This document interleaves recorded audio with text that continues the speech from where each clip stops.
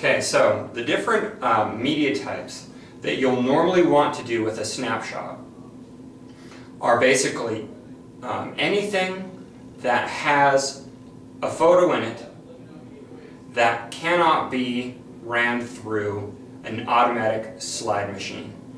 So that means anything that is a photo that has tape stuck to it, cardboard behind it, too thick.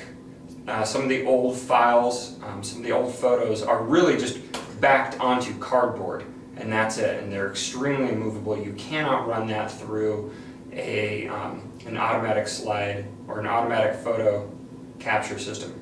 Any of the automatic photo scanners you do not want to try to ruin.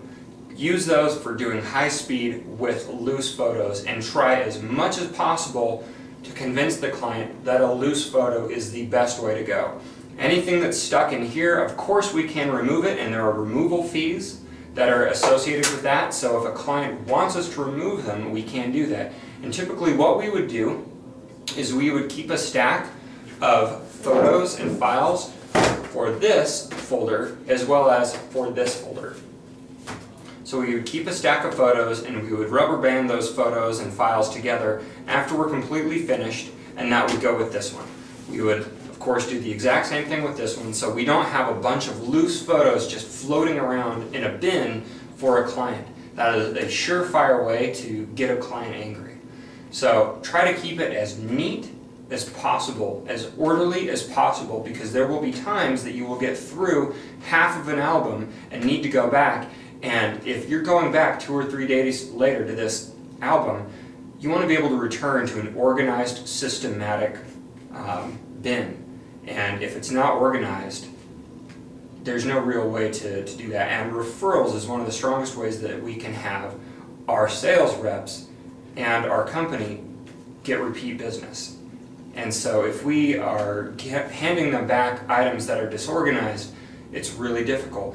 The only problem is that if they're giving us disorganized items that are not in folders like this, we have the problem of having to go through those files.